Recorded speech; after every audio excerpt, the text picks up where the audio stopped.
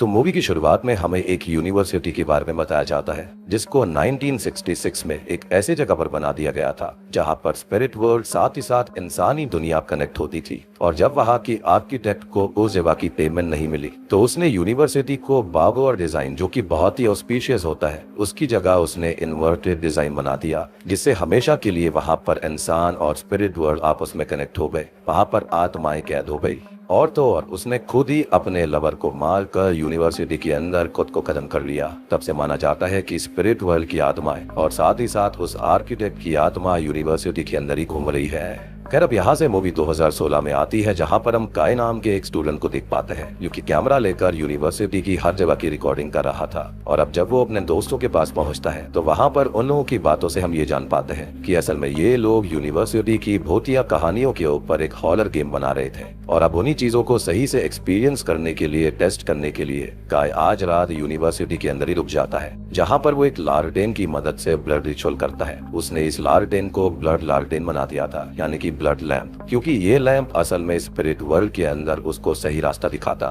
जिसके बाद में काय लिफ्ट में जाता है क्योंकि वो एलिवेटर गेम खेलने वाला था। कह रहा वो लिफ्ट की पावर ऑफ करता है, एक सीक्वेंस के अंदर नंबर्स को दबाता है और फिर से पावर को ऑन करता है, जिसके चलते जब लिफ्ट रुकती है तो काय बाहर जाता है, जहां पर वहां पर लगे हुए सीसीटीवी कैमरे के अंदर देखते हैं कि कुछ ही सेकंड्स के बाद में वो वापस से लिफ्ट में भाग कर आता है। लेकिन तभी कोई अनजान साया उसको खींच कर अपने साथ ले जाता है। और हमने ये भी नोटिस किया था जो लैंप था वो भी यहाँ पर काफी अजीब चीजें कर रहा था, अजीब बिहेवियर कर रहा था, जैसे कि कभी वो स्पिरिट वर्ल्ड में था, कभी वो असल दुनिया में।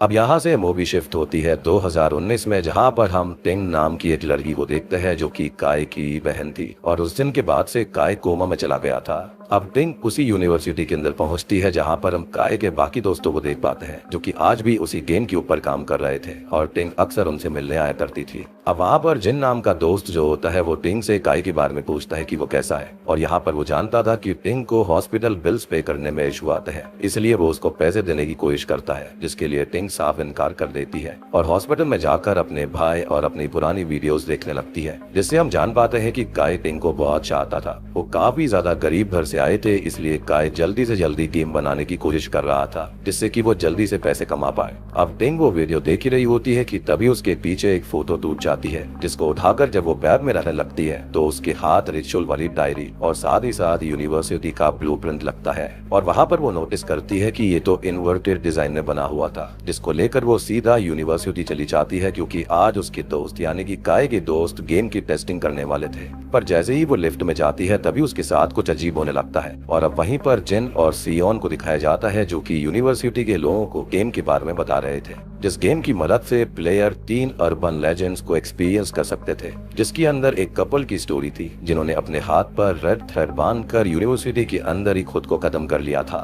दूसरी तरफ एक बैले डांसर की कहानी थी जिसके चलते बैले डांसर जब डांस कर रही थी तो यूनिवर्सिटी में उसकी आंख फूट गई और उसने भी वहीं पर दम तोड़ दिया था। और थर्ड था एलिवेटर रिचुअल जो कि काय ने 2016 में किया था। फिर इस चीज को सुनने के बाद सबको बहुत ही ज्यादा एक्साइटमेंट होती है, साथ ही साथ सबको ये उम्मीद थी कि वो गेम मार्केट में आने पर बहुत ही अच्छा परफॉर्म करेगा, तहलका मचा देगा। अब वहाँ से सीन रात में शिफ्ट होता है जहाँ पर टिंग उस गेम का फर्स्ट लेवल टेस्ट करने के लिए तैयार थी, जिसका नाम था one man hide and seek, जिसके अंदर छुपी हुई डॉल को विद इन टाइम लिमिट ढूंढना था। अब टिंग गेम चालू करती है तो बाकी लोग उसको मॉनिटर करने लगते हैं। शुरू में तो टिंग को बहुत डर लग रहा था क्योंकि गेम एक ऑगमेंटेड रियलिटी गेम था। अब वो धीरे धीरे उस डॉल को ढूंढना चालू करती है, जहाँ पर रास्ते में फोन के अंदर से उसे अजीब आवाजें आती है और अब वो डॉल को ढूंढते हुए उसी बैले डांस स्टूडियो में पहुंच जाती है जिसके अंदर बैले डांसर की मौत हुई थी। वहां जाने पर वो किसी तरह डॉल को ढूंढकर गेम खत्म कर देती है, पर उसके मोबाइल से उसको अजीब आवाजें आना बंद नहीं होती। पर बाकी सबके हिसाब से गेम तो खत्म हो गया था, तो ये आवाजें किस चीज की थी? अब ये देखकर टिंग बहुत जोर जोर से चिल्लाने लगती है, साथ ही साथ उसके ऊपर एक साया अटैक कर देता है।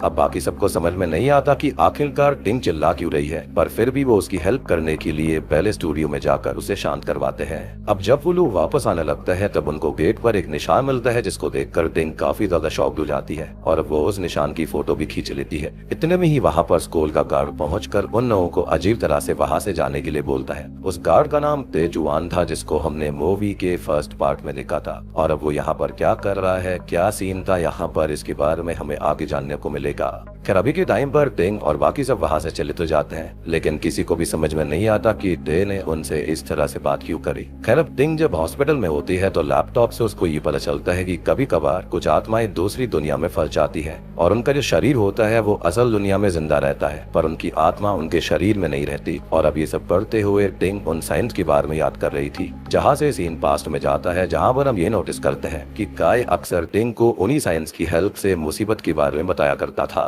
यानी कि ये सारे निशान जो थे वो उसका भाई यानी कि उसकी आत्मा उसको दे रही थी। और ये साइंस ऐसे भी थे क्योंकि अक्सर उनके डैड कम मार्क्स आने की वजह से उन दोनों को बहुत ही बुरी तरह से मारा करते थे, जिसके अंदर काय खुद पिट कर भी अपनी बहन टिंग को किसी तरह बचा लेता था। खैर अब जब सीन वापस से प्रेजेंट टाइम में आता है तो टिंग को ये लगता है कि शायद काय की आत्मा भी उसी बिल्डिंग में फंस गई है, इसलिए वो उसी बिल्डिंग में जाकर सेम रिचुअल परफॉर्म करती है ताकि वो काय को वापस ला सके। जहाँ जाने पर वो भी सेम स्टेप्स फॉलो करती है एलिवेटर रिचुअल वाले, लेकिन स्टार्टिंग में कुछ नहीं होता। लेकिन तभी अचानक से उस लिफ्ट के अंदर दो लोग एंटर करते हैं जो कि शुरुआत में आम इंसान की तरह लग रहे थे, पर जब टिंग उनके पैरों की तरफ देखती है तो उसके होश उड़ जाते हैं, क्योंकि वो असल में उसी कपल की आत्माएं थी जिन्होंने थ्रेड बांधकर वहां पर खुद को खत्म कर लिया था। उनको देखकर टिंग बहुत ही ज्यादा डर गई थी। तभी वो दोनों स्पिरिट्स उसको हॉन्ट करने लगती है और जब टिंग उनसे बचकर भाग रही होती है तभी वो टेचुआन से टकरा जाती है, यानी कि उसी गार्ड से, या फिर ये कहे कि पिछले पार्ट वाले टेचुआन से। टिंग अब उसको सब कुछ बताने की कोशिश करती है, लेकिन टे सब कुछ सुनकर भी अनसुना करता हुआ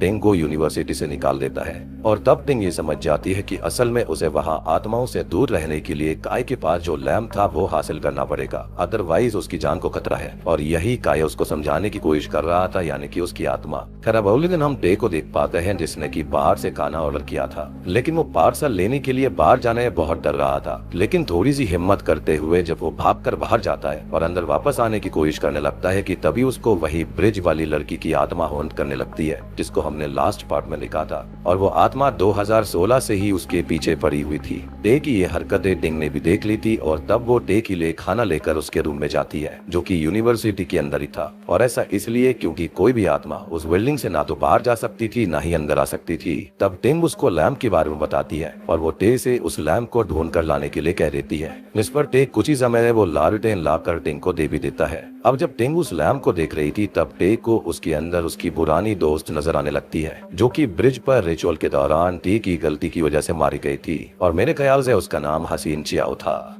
खैर अब टे उसके बारे में ही सोचते हुए टिंग को हक करने की कोशिश करने लगता है कि तभी वहाँ पर जिन और बाकी सभी आ जाते हैं, जिनको ये लगता है कि टे यहाँ पर टिंग को छेड़ रहा है और इसलिए वो उसको मारकर वहाँ से भगा देते हैं। टिंग उनको काफी समझाने की कोशिश करती है, लेकिन उसकी कोई बात नहीं मानता और इसलिए टिंग भी गुस्से में वहाँ से चली जाती है। ऑब्वियस ही बात है कि वो काय की बहन थी, यानी कि उसकी भी बहन जैसी थी, जिसके चलते वो उसको कुछ भी नहीं होने देना चाहते थे।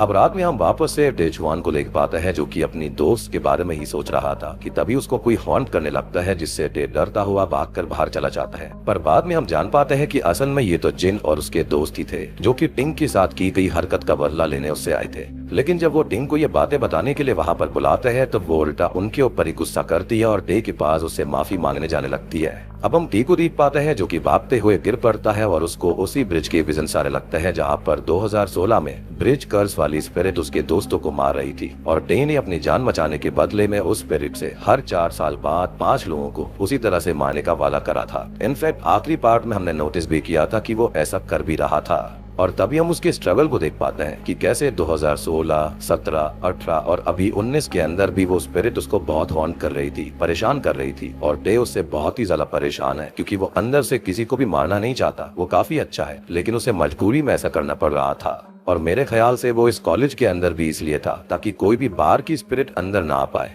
और इसलिए वो खुद की जान लेने की भी कोशिश करने लगता है। लेकिन वो स्पिरिट उसके ऊपर हमला करने लगती है, क्योंकि ऑब्वियस ही बात है वो उसको ऐसे करने नहीं दे सकती थी। उसको और लोग चाहिए थे, विक्टिम चाहिए थे। खैर इतने में ही वहाँ पर टिंग भी पहुंच गई थी, जो कि टे को समझाती है कि उसे खुद को नहीं खत्म करना चाहिए। और अब जब वो लोग वापस जाते हैं तो टिंग के दोस्त भी उससे माफी मांगते हैं। तब टिंग वहाँ पर सभी को उन साइंस के बारे में बताती है जो कि गेट पर बने हुए थे, और हो सकता है कि वो सारे के सारे साइंस गाय की आत्मा ने ही उसको हिंट देने के लिए बनाए थे, जो कि अभी भी उसी बिल्डिंग में कैद थी।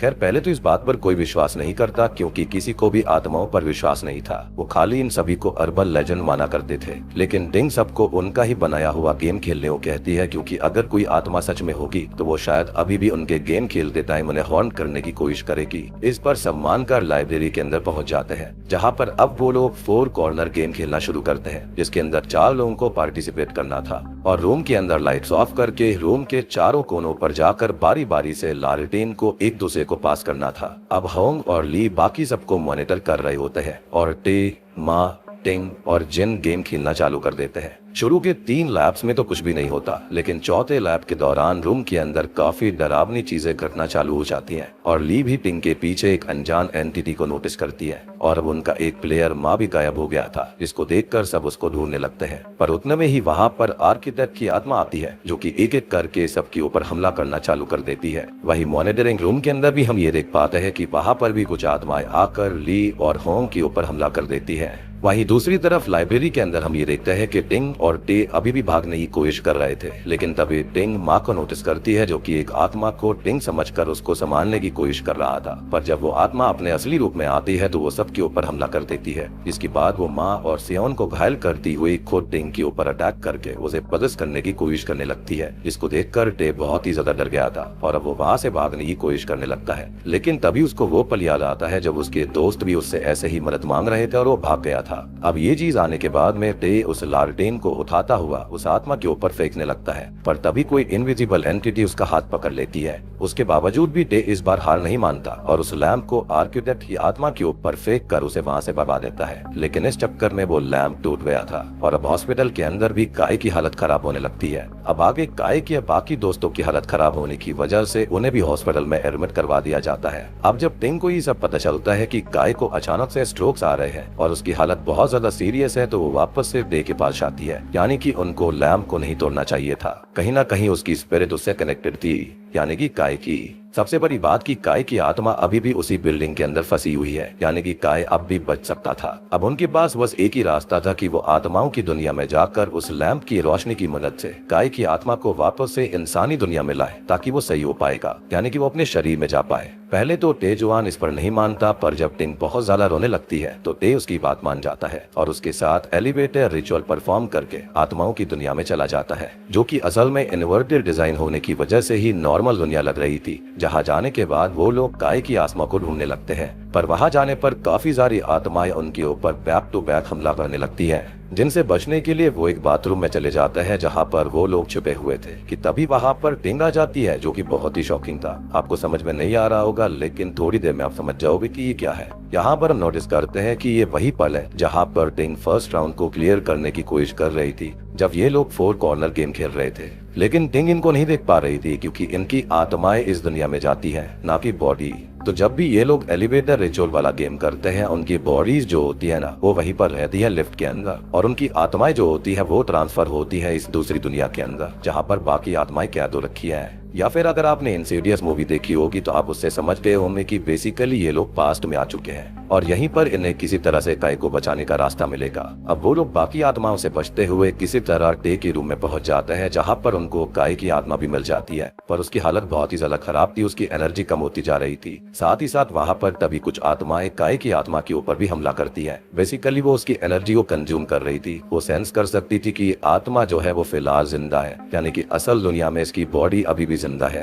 एंड हमको इंसीडियस मूवी के अंदर बताया गया है कि जो आत्माएं इस टाइप की होती हैं जिनके शरीर जिंदा होते हैं उनकी एनर्जी काफी ज्यादा लजीज होती है। खैर अब उस लैंप की मदद से टे उसे बचाने की कोशिश करता है लेकिन तभी उस लैंप का ऑयल खत्म होने लगता है जिसके खत्म होते ही काय की आत्मा भी पूरी तरह से खत्म होने लगती है जिसको देखकर टिंग काफी ज्यादा परेशान हो गई थी और तब वो समझ जाती है कि असल में उन्हें लैंप को टूटने से बचाना होगा क्योंकि काय का जो ब्लड रिचुअल है उसकी वजह से ही उसकी आत्मा लैंप से कनेक्टेड है। और अब वही सब कुछ सोचते हुए टिंग सबसे पहले उस बैले डांसर स्टोरी में पहुंच जाती है जहाँ पर डे को बचाने के लिए वो खुद ऐसे साइंस बनाती है जिसको जब पास्ट की टिंग देखे तो वो समझ जाए। अब आगे वो उस लाइब्रेरी के अंदर जाती है यानी कि आप समझे यहाँ पर जितने भी साइंस बनाए थे वो यहाँ पर काय ने नहीं बल्कि टिंग ने ही बनाए थे। एक तरह से ये पूरा का पूरा एक लूप बन गया था पास्ट का, फ्यूचर का और प्रेजेंट का। खैर अब लाइब्रेरी के अंदर वो देखते हैं कि टिंग और बाकी सभी कॉर्नर गेम खेल रहे थे और जब वो आर्किटेक्ट की आत्मा बाकी सबके ऊपर हमला करती है और टे उस आत्मा के ऊपर लैम्प फेंकने वाला होता है, तो प्रेजेंट वाली टिंगी पास्ट टाइम के टे को वो लैम्प फेंकने से रोक रही थी।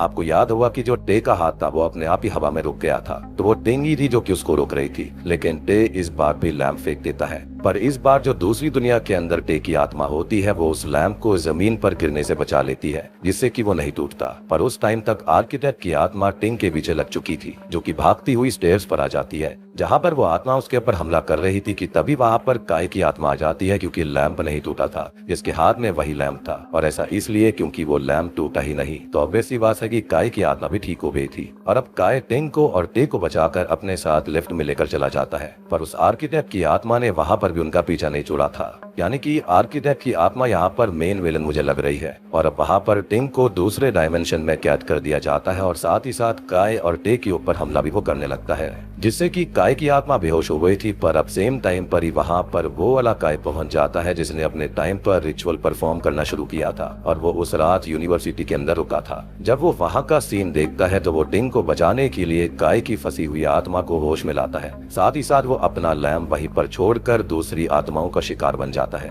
पर अभी भी आर्किटेक्ट की आत्मा वहाँ पर काय की आत्मा और बाकी सबके पीछे पड़ी हुई थी। यानी कि यहाँ पर पास्ट, प्रेजेंट और फ्यूचर वाली बहुत चीजें चल रही है। बेसिकली यही समझो कि इस दुनिया के अंदर टाइम का हेर फेर, टाइम डिस्टॉर्शन चल रहा है। अलग अलग टाइमलाइंस भी चल रही हैं, जिसके अंदर काय पहले वाला आ गया, बीच वाला आ गया, फ्यूचर वाला भी आ गया, जिस पर काय की आत्मा टिंग और टे को बचाने के लिए खुद वहीं पर रुकने का फैसला कर लेता है और खुद लैम्प उठाकर आर्किटेक्ट की और बाकी बुरी आत्माओं से लड़ाई करने लगता है। और अब जैसे ही काय लैम्प से आर्किटेक्ट और बाकी आत्माओं पर हमला करता है तो टिंग भी उस डायमेंशन से बाहर आ जाती है जिसके अंदर आर्किटेक्ट ने उसको कैद किया था। और अब टिंग और टे को वहां से निकलने का टाइम मिल गया था। उनके निकलने के बाद हम ये देखते हैं कि काय की आत्मा को बाकी सब आत्मा मिलकर मार डालती है, जिसके बाद काय की रियल वर्ल्ड में भी मौत हो जाती है।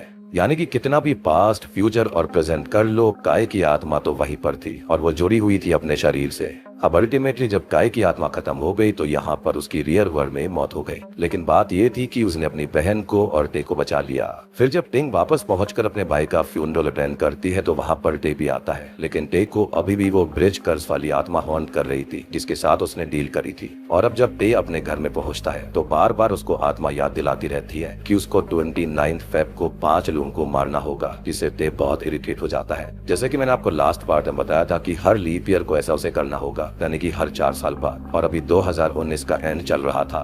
अब वो आत्मा उसको परेशान करती हुई टीवी की तरफ कुछ इशारा करती है जिसके अंदर एक रिपोर्टर की न्यूज चल रही थी। जी हाँ, और ये भी लास्ट पार्ट में थी, जिसका नाम लन शो यू था, जिसको देखने के बाद में टे आत्मा का इशारा समझ जाता है। जिसके बाद में वो 2019 के अंदर ही नाम बदल कर उसको ज्वाइन कर लेता है और यहाँ पर उसके साथ रहने लगता है। जिसके बाद से पूरी कहानी वही चलने वाली थी जो कि लास्ट पार्ट में हुई थी।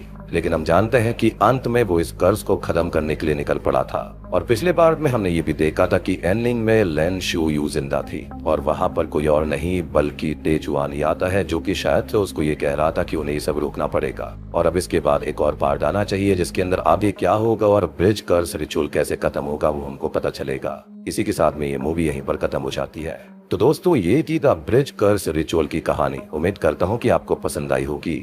एक्चुअली आप यहाँ पर ये सोच रहे हुए कि ब्रिज कर्स रिचुअल वाली कॉन्सेप्ट यहाँ पर काफी कम थी, लेकिन देखो यहाँ पर जो लिंक हुआ है ना वो काफी जबरदस्त है। हमको बताया गया है कि 2016 के बाद से जो टे चुआन के साथ जो कुछ भी हुआ वो क्या क्या था और उसने कैसे यहाँ पर उस रिपोर्टर को ज्वाइन किया, वो आत्मा उसे क्यों हंट कर रही थी, उसने ये सब कुछ क्यों किया, हम समझ गए थे। एंड यहाँ पर वो इतने सालों से ये टॉर्चर झेलता आ रहा था उस आत्मा का, यानी कि वो अंदर से काफी स्ट्रांग था, लेकिन अल्टीमेटली ये आत्मा बहुत ही ताकतवर है। हसीन जियाओ को तो उसने 4 साल बहुत ही खतरनाक तरह से इस्तेमाल किया, लेकिन ऑब्वियस ही बात है वो टी चुआन को उस तरह से इस्तेमाल नहीं कर पा रही थी। और आप यहाँ पर ये भी सोच रहे होंगे कि ये यूनिवर्सिटी यहाँ पर इन्वर्टेड डिजाइन का होना या फिर वो 4 कॉर्नर गेम या फिर एलिवेटर गेम का क्या कॉन्सेप्ट था। तो असल में इस मूवी के रिलीज होने से पहले कुछ ही टाइम पहले एक गेम रिलीज करा गया था जिसके अंदर ये सारे कॉन्सेप्ट थे, तो उसको यहाँ पर दिखाने की कोशिश करी गई है, इंक्लूड करने की कोशिश करी गई है। बाकी उम्मीद करता हूँ कि आपको सारी चीजें अच्छे समझ में आ गई होंगी। और अगर आपका फिर भी कोई डाउट है तो एक बार पार्ट 1 फिर से देख लो, आपको सारी चीजें लिंक अप होती समझ में आ जाएंगी। तो उम्मीद करता हूँ कि आपको वीडियो अच्छी लगी होगी। अच्छी लगी है तो वीडियो को लाइक कर देना, चैनल के ऊपर नए हैं तो सब्सक्राइब कर लीजिए।